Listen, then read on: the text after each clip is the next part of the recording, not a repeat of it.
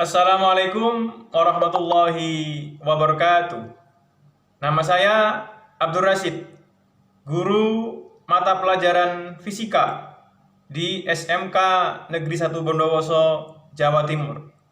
Saat ini saya sedang menempuh PPG dalam jabatan tahun 2021, angkatan ketiga, program studi pendidikan fisika di Universitas Katolik Widya Mandala, Surabaya.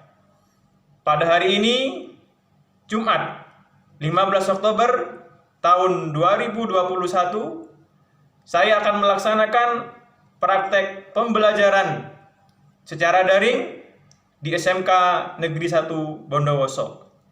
Berikut video praktek pembelajaran saya. Selamat menyaksikan.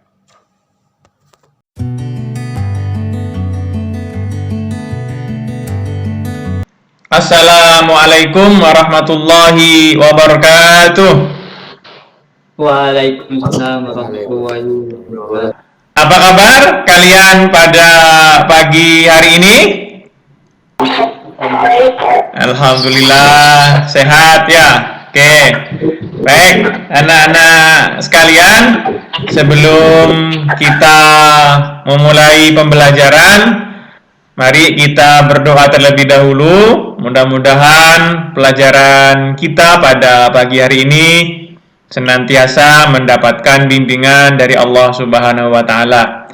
Baik, untuk yang memimpin doa, saya beri tugas Boy Banu Sida. Silakan memimpin doa. Sebelum memulai pembelajaran kita hari ini, marilah kita berdoa bersama-sama. Semoga ilmu yang kita dapat menjadi ilmu yang barokah dan bermanfaat. Berdoa mulai. Ya, makasih Boy. Mudah-mudahan doa kita semua dikabulkan oleh Allah Subhanahu wa Ta'ala. Oke, saya cek dulu kehadirannya. Ada 25 siswa yang sudah hadir. Pada pertemuan sebelumnya, Bapak ingin bertanya terlebih dahulu. Pertemuan sebelumnya kan 1 minggu yang lalu ya. Kita belajar apa minggu yang lalu itu? Ada yang bisa jawab? Pemantulan baur dan teratur, Pak. Pemantulan, teratur, dan baur. Apa itu, Imam? Pemantulan, teratur, kemudian pemantulan baur itu apa, Nak? Pemantulan teratur adalah pemantulan yang terjadi karena bekas sinar datang jatuh pada permukaan halus atau rata. Cahaya akan dipantulkan ke satu arah, Pak. Ya, terus yang baur, Nak? Sedangkan pemantulan baur adalah yang terjadi karena bekas sinar datang jatuh pada permukaan kasar atau tidak rata. Ya. Pemantulan cahaya ke segala arah. Oke. Selain pemantulan teratur dan pemantulan baur, apalagi materi yang dipelajari pada sebelumnya? Siapa yang mau jawab? Oke, Pak Ik yang mau jawab. Oke, silakan Pak Ik jawab. Lain materi yang pemantulan baur dan teratur ada cermin datar lagi, Pak. Oke, makasih. Jadi Pak Ik masih ingat bahwa pada materi sebelumnya adalah cermin datar. Oke, cermin datar. Masih ingat Pak Ik? Cermin datar itu apa? Bagaimana sifat bayangannya dibentuk oleh cermin datar? Jadi sifat bayangan yang dibentuk oleh cermin datar adalah jarak bayangan ke cermin sama dengan jarak benda ke cermin, Pak. Jarak bayangan, ya. Tinggi bayangan sama dengan tinggi benda. Tinggi bayangan sama dengan tinggi benda, ya. Apalagi? Yang ketiga sama besar dan berlawanan arah. Bapak ingin bertanya, ada yang tahu ini gambar apa ini? Siapa yang mau jawab? Itu gambarnya studio foto, Pak. Studio foto, yang kiri studio foto ya. Oke, di studio foto ini ada apa kira-kira, Nak? Ada lampu, Pak. Ada lampu ya, ada lampu sehingga ruangan di studio foto ini terlihat ya. Yang sebelah kiri lampu studio foto, yang sebelah kanan ini gambar apa, Nak? Yang sebelah kanan itu alat masak, Pak. Alat masak. Alat masak kok dijemur ya sekarang ya. Hebat ini alat masak. Alat masaknya ini bentuknya seperti apa, Nak? Alat masaknya ini, Nak? Berbentuk cekung, Pak. Berbentuk cekung. Iya, berbentuk cekung ya. Ini sama-sama berbentuk cekung ya. Alat masaknya berbentuk cekung. Kemudian lampu sorot ini juga di dalamnya ada cekungan juga, ada cermin cekung. Nah, kenapa ya kok ada alat yang harus cekung itunya ya, yang harus cekung. Nah, kira-kira nanti apa? Nanti akan kita jawab nanti ya. Yang sebelah kiri ini gambar apa, nak? Taufik. Yang kiri cermin di pertigaan jalan, Pak. Cermin di pertigaan jalan. Ya, kalau kalian misalkan lewat di pertigaan jalan sering menjumpai cermin semacam ini ya. Cermin di pertigaan jalan. Kenapa nih, tujuannya apa nih kok bisa dipasang cermin di sini? Tujuannya apa, nak, kira-kira, nak? Tujuannya agar kendaraan dari arus yang berlawanan bisa terlihat. Kendaraan dari arus yang berlawanan bisa dilihat. Bagaimana prinsip kerja sehingga cermin di pertigaan jalan, kemudian alat masak, lampu sorot ini bekerja.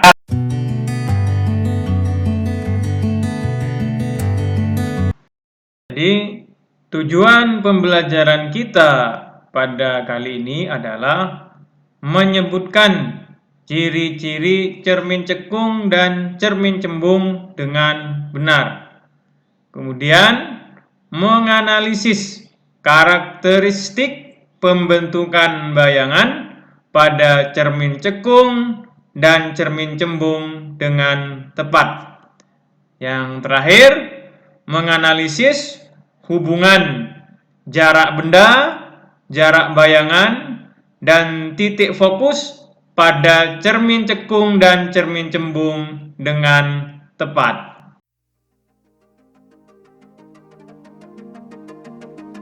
Sebelum diskusi kelompok, Bapak ingin menjelaskan terlebih dahulu isi dari LKPD ya. Perhatikan dulu ya. Jadi di dalam LKPD itu ada tujuan ya, menyebutkan ciri-ciri cermin cekung dan cembung dengan benar. Kemudian menganalisis karakteristik pembentukan bayangan pada cermin cekung dan cembung dengan tepat. Nah, alat yang sudah disiapkan yang pertama sendok ya. Kemudian kaca spion mobil ya, seperti yang sudah Bapak jelaskan di WA, di grup WA. Nanti masing-masing kelompok menyediakan sendok dan kaca spion mobil ya. Sendok bagian dalam kalian beri kode 1 ya. Nah, sendok itu ada 2 kan? Ada bagian dalam, ada bagian luar ya. Yang bagian luar diberi kode 2 ya. Kemudian ada sumber belajar, materi ajar yang sudah Bapak upload di Google Class ataupun yang Bapak upload di grup WA ya.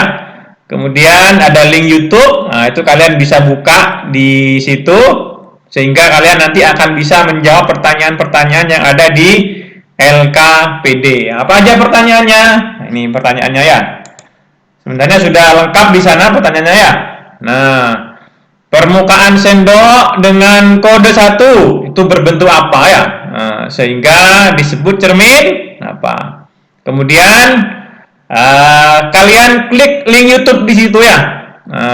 Dengan mengklik link YouTube di situ, kalian akan bisa memahami bagaimana sifat cermin cekung ya. Kemudian pada permukaan sendok dengan kode 2 itu bentuknya apa ya, sehingga disebut apa.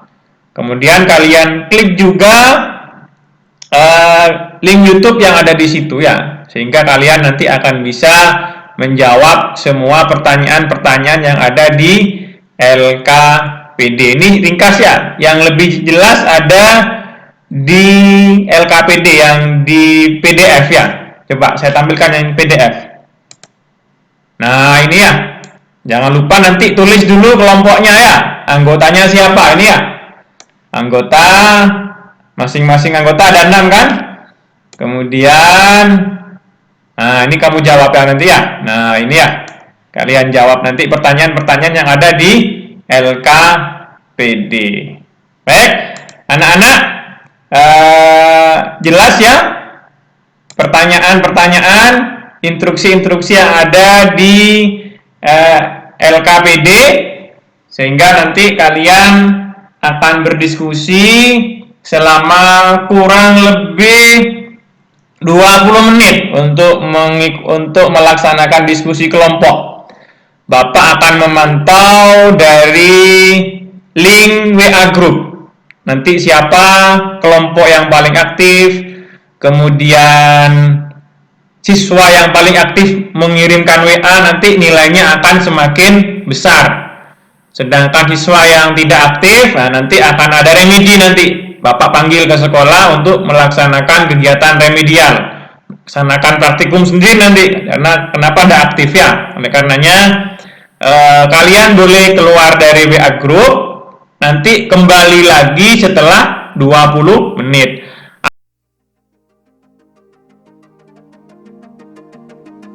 Kita mulai sekarang diskusi kelompoknya. Saya pantau dari WA group ya.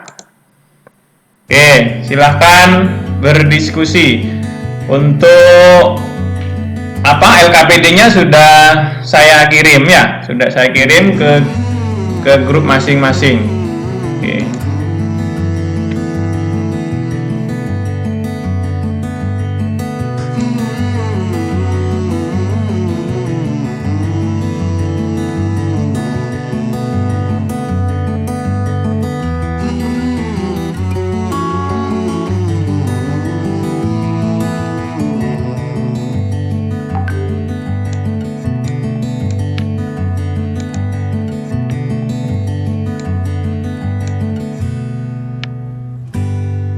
Anak-anak, silakan kembali ke Google Meet lagi.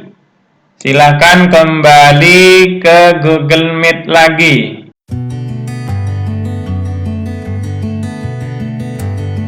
Sekarang saatnya kalian mempresentasikan hasil diskusi kelompok kalian ya. Saya selaku perwakilan dari kelompok 1 mempresentasikan hasil kerja kelompok kami. Yang pertama itu tentang permukaan sendok dengan kode 1, yaitu berbentuk cekung, sehingga disebut dengan cermin cekung. Bagaimana sifat cermin cekung? Berikut. Yang pertama, permukaannya melengkung ke dalam. Yang kedua, cermin positif karena jari-jari kelengkungannya di depan cermin. Yang ketiga, bersifat mengumpulkan sinar atau konvergen.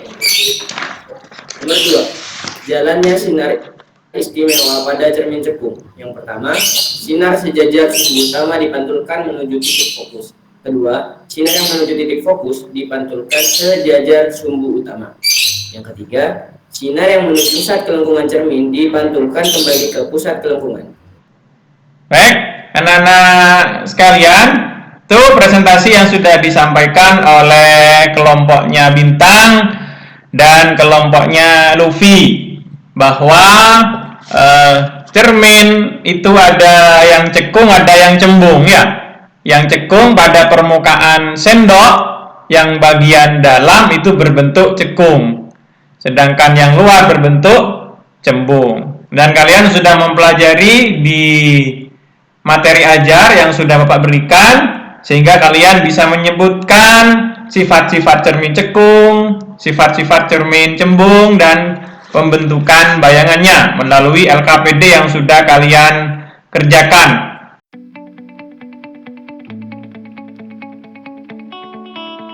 Silakan ada yang mau menyimpulkan dari kegiatan yang sudah kalian lakukan. Siapa yang mau menyimpulkan? Oke, Mas Sita. Silakan Mas Sita, apa kesimpulan yang dapat kamu bacakan? Oke. Menurut kelompok saya, kesimpulan yang dapat kita simpulkan yaitu sifat cermin cekung. 1. Permukaannya melengkung ke dalam. 2. Cermin cekung merupakan cermin positif karena jari-jari kelengkungannya di depan cermin. 3. Bersifat mengumpulkan sinar atau konvergen.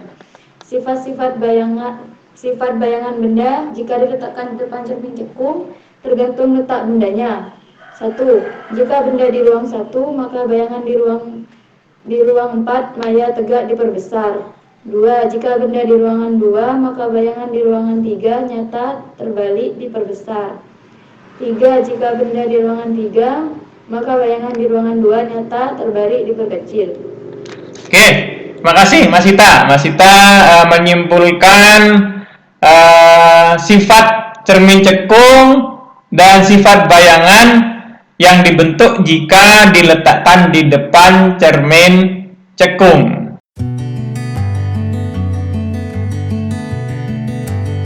Ciri-ciri cermin cekung yaitu permukaannya melengkung ke dalam. Nah, seperti yang sudah dibahas di kelompok-kelompok kalian tadi, bahwa permukaannya melengkung ke dalam ya, permukaannya melengkung ke dalam.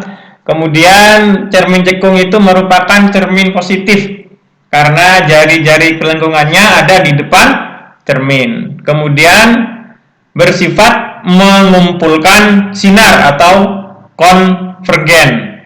Jadi sinar sejajar sumbu utama dipantulkan menuju titik fokus.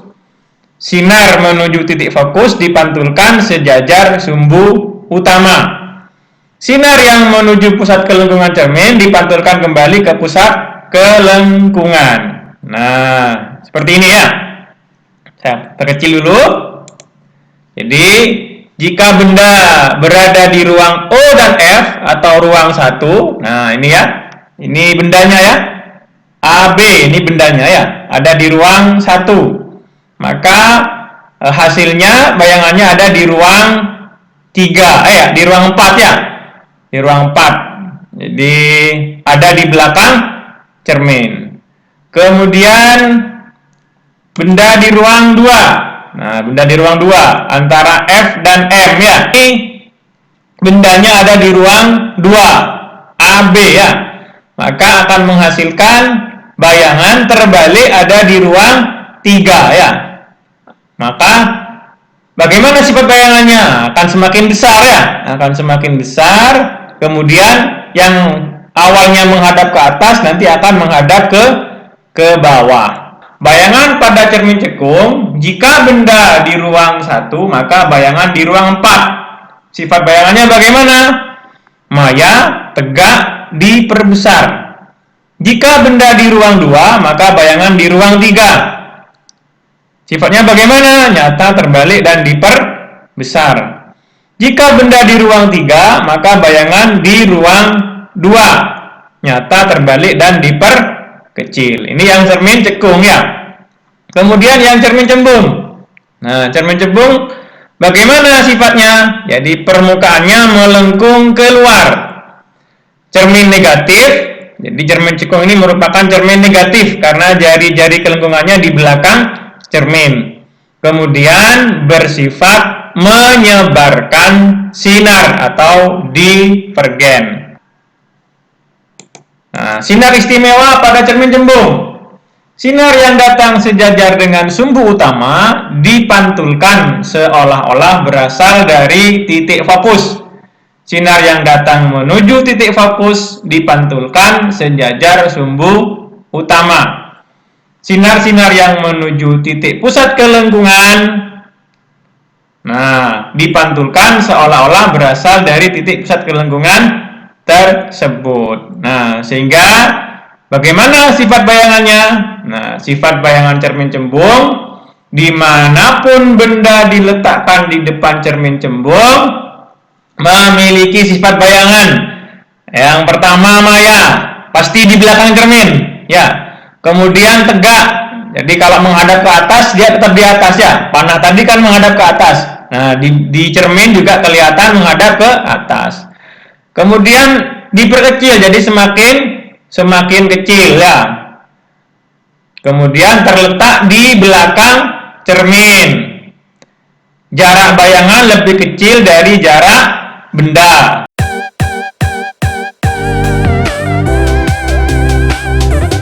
Penerapan cermin cembung dalam kehidupan sehari-hari dapat kita amati pada kaca spion mobil. Nah, dengan adanya kaca spion, kita dapat mengamati kendaraan yang ada di belakang dengan rentang pandangan yang lebar karena sifatnya yang memang menyebarkan cahaya atau divergen. Jadi cermin cembung itu sifatnya divergen sehingga jarak pandangan kita akan menjadi luas. Baik, anak-anak sekalian, untuk lebih memahami tentang cermin cembung dan cermin cekung dan sekaligus mengasah kemampuan kalian di dalam berpikir kritis, berpikir high, berpikir tingkat tinggi, mari kita selesaikan contoh soal berikut. Sebuah benda diletakkan 30 cm di depan cermin yang memiliki jarak fokus 20 cm. Bagaimana karakteristik bayangan yang terbentuk jika cermin tersebut berbentuk cekung, cermin berbentuk cembung? Jadi pembahasannya kita tulis dulu, diketahui F sama dengan 20 cm. F itu adalah jarak fokus. Kemudian S sama dengan 30 cm. Ditanya karakteristik bayangan jika A. cerminnya cekung, B. cermin cembung. Nah, untuk menyelesaikan soal ini ada dua cara. Yang pertama dengan cara perhitungan. Yang pertama cermin cekung ya. Cermin cekung jarak fokusnya adalah positif. Jadi F sama dengan plus 20 cm. Kemudian letak bayangan kita cari S aksennya berapa, kemudian perbesarannya berapa. Nah, letak bayangan S aksen kita gunakan rumus sama dengan 1/F sama dengan 1/S ditambah 1/S aksen. Kalau 1/S aksennya kita pindah ke kiri, maka akan menjadi 1/F dikurangi 1/S. Jadi 1/S aksen sama dengan 1/20 dikurangi 1/30. 20 jarak fokusnya, 30 adalah letak bayangan. Kita samakan penyebutnya 60. Jadi hasilnya nanti 1/60. S aksennya adalah 60 cm. Yang awalnya adalah 30 cm, bayangannya, letak bayangannya menjadi 60 cm. Maka kita bisa menghitung perbesarannya. S aksen sama dengan 1/S. M sama dengan 60/30. Jadi perbesarannya adalah 2. Nah, dari data tersebut maka dapat disimpulkan bahwa bayangan yang terbentuk adalah nyata, terbalik, dan diperbesar. Kemudian pada cermin cembung. Cermin cembung itu fokusnya adalah negatif. Jadi min 20 cm. Kita cari letak bayangannya. S aksen sama dengan 1/F ditambah 1/S ditambah 1/S aksen. Jadi 1/S aksen sama dengan 1/F dikurangi 1/S. Nah, kita masukkan 1/S aksen sama dengan 1/min 20 dikurangi 1/30. Kita samakan penyebutnya, yaitu 60 akan menjadi min 5/60. Jadi S aksennya sama dengan 60 dibagi 5. Hasilnya min 12 cm. Tanda minus menunjukkan bahwa bayangan berada di belakang cermin, sehingga disebut bayangan maya. Bagaimana perbesarannya? Perbesarannya kita hitung menggunakan S dibagi S aksen dibagi S. Min 12 dibagi 30. Min 0,4. Jadi perbesarannya kurang dari 1. Jadi sehingga bayangannya adalah diperkecil. Jadi pada cermin cembung sifat bayangannya maya, tegak, dan diperkecil. Kemudian kita juga bisa menggunakan cara analisis letak benda. Berdasarkan data soal dapat diketahui bahwa benda berada di ruang 2. Nah, pada cermin cekung, jika benda berada di ruang 2, maka akan terbentuk bayangan di ruang 3 dengan karakteristik bayangan nyata, terbalik, dan diperbesar. Sedangkan pada cermin cembung, maka karakteristik bayangan yang terbentuk maya, tegak, dan diperkecil. Jadi dimanapun benda diletakkan di depan cermin cembung akan menghasilkan bayangan yang maya, tegak, dan diperkecil.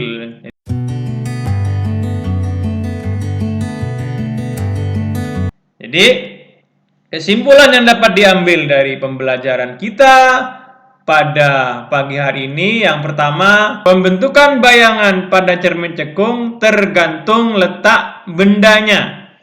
Jika benda di ruang 1, maka bayangan di ruang 4. Sifat bayangannya adalah maya, tegak, dan diperbesar. Jika benda di ruang 2, maka bayangan berada di ruang 3. Nyata, terbalik, dan diperbesar. Kemudian jika benda di ruang 3, maka bayangan di ruang 2 nyata, terbalik, dan diperkecil. Nah, yang terakhir, pada cermin cembung, dimanapun benda diletakkan di depan cermin cembung memiliki sifat bayangan, yaitu maya, tegak, dan diperkecil.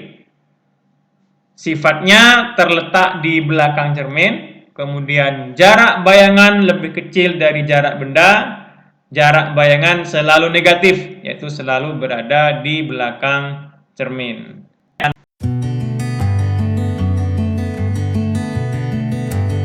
Baik, dari penjelasan Bapak, kemudian bagaimana kalian bekerja di LKPD ataupun berdiskusi dengan kelompok kalian, adakah hal-hal yang ingin disampaikan untuk refleksi pembelajaran kita pada pagi hari ini? Ada apa ya? Silakan Ferdinand. Kenapa, Nak? Pak, waktu mengerjakan LKPD kurang lama, Pak. Oh, waktu mengerjakan LKPD kurang lama. Nggak nutut ya waktunya ya?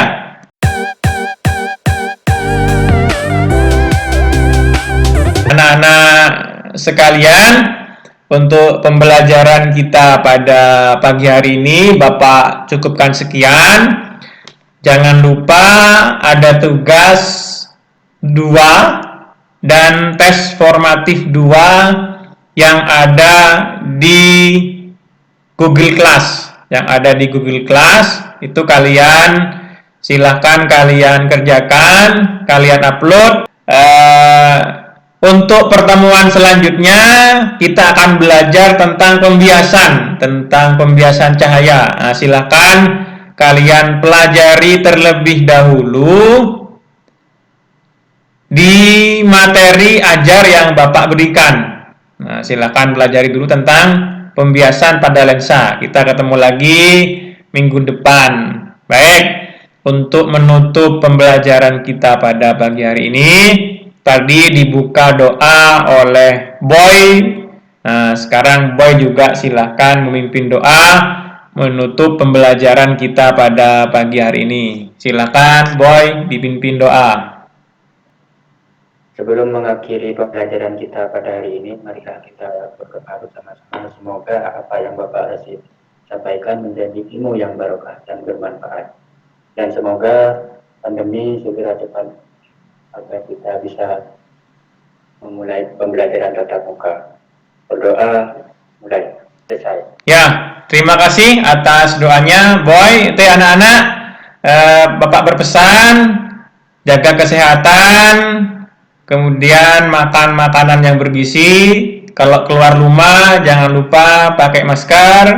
Kemudian ketika masuk rumah cuci tangan, mandi dan selalu berperilaku hidup bersih. Sehingga dengan ikhtiar ini mudah-mudahan kita semua selalu sehat, selalu dalam keadaan sehat. Bapak akhiri, mudah-mudahan berkah manfaat. Wassalamualaikum warahmatullahi wabarakatuh.